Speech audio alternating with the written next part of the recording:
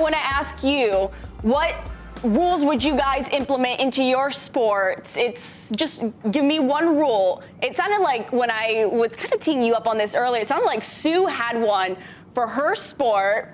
What would you do? What would you do in the world of basketball? No, I had one for soccer. You have one for soccer? What would it be? Wait, should I do soccer and you do basketball?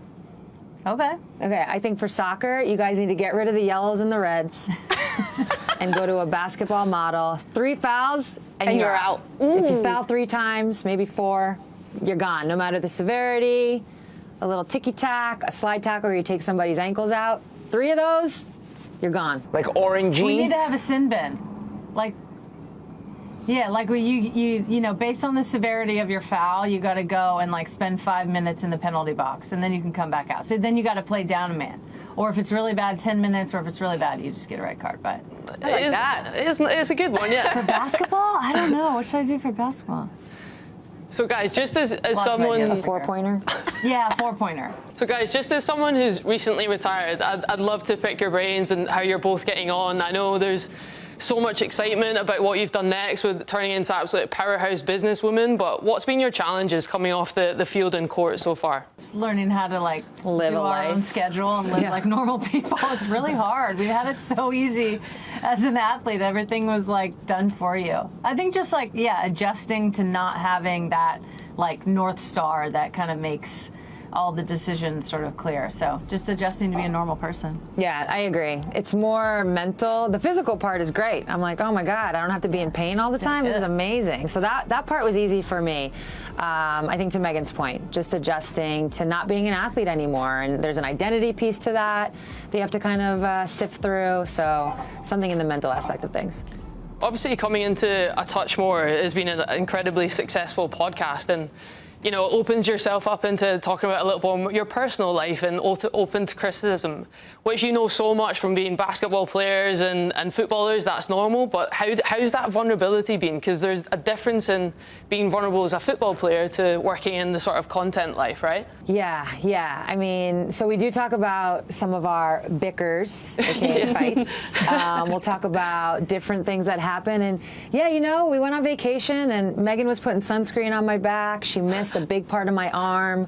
I expressed this on our podcast, and hearing people tell me that I need to get my own back of my own arm was tough. People spoke. I don't like that. I'm like, wait. You can judge me as a basketball player. I don't want to hear anything about my sunscreen activity from anybody else. So there is definitely a different vulnerability piece there. I think for us it's fun. We get to like share a little bit. We keep the main bickers at home and in-house. Yeah, there's a big difference. But I think it's also like, it's fun to show a different part of our personalities and to be able to yuck it up. I mean, we're just trying to figure out how to do podcasting, so we're figuring it out along with everybody else. If you guys had one guest of your dreams, who would it be for you guys to have on? Probably Jen Beattie.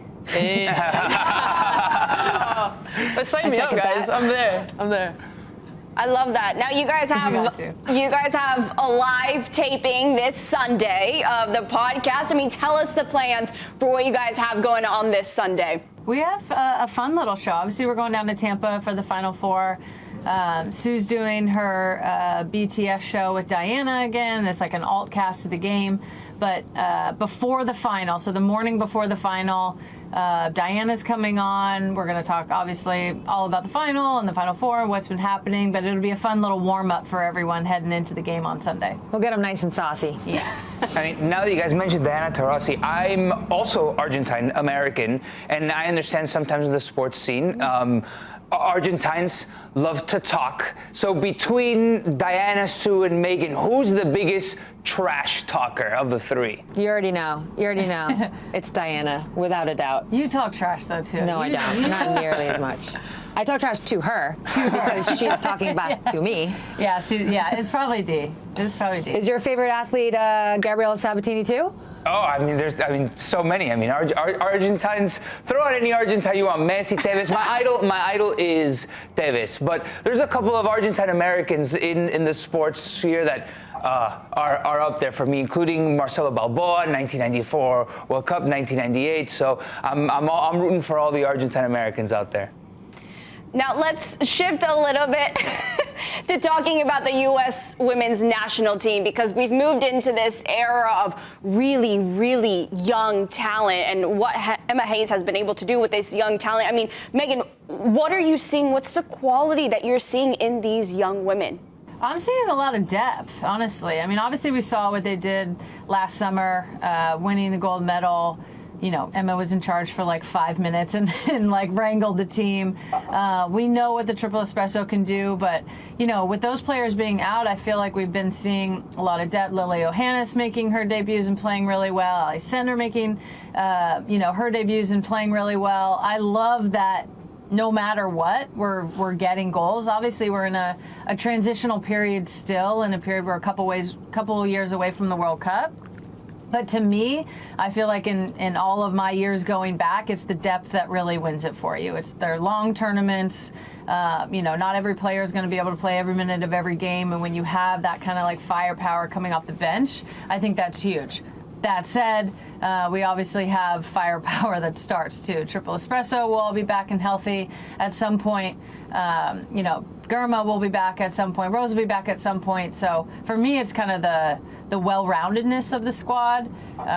It feels like Emma's like really getting her fingerprints on it as well, and kind of setting those standards and having the players understand what she wants. But it's amazing to see that young a talent. Obviously, my generation of players played as long as we can, and at the end we were all old, and now all these kids are coming up and taking our spots. It's great to see. Exciting times ahead for USWNT. My next question is for Sue. Actually, Megan, you can feel this question also. You guys are the ultimate power couple in sports, right? But Sue, before you met Megan, how locked into the world of soccer were you, genuinely? Not at all. I love the honesty. Maybe this much.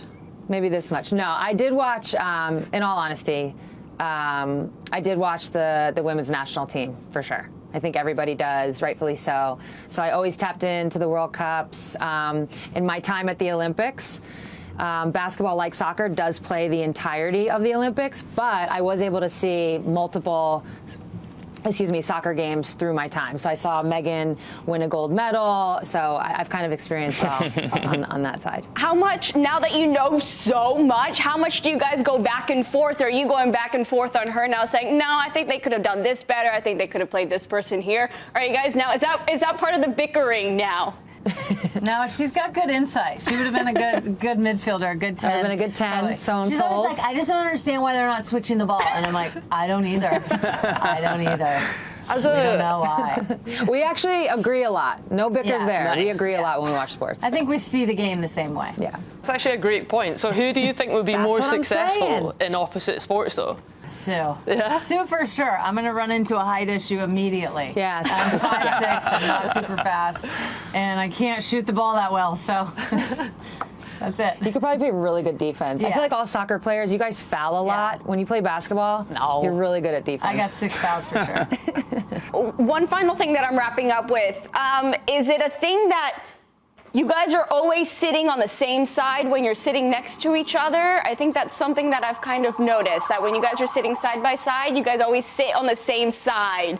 Yeah, Sue's like, is that like an instinct thing, or is it maybe one side is better than the other, or it's assigned seats? Well, one of us has broken their nose 5 times and prefers this side of their face, because this side is a little different. That's what it is. One of us didn't get a choice. Isn't that always how it is? Well, thank you both so much for joining us. It's been an absolute pleasure.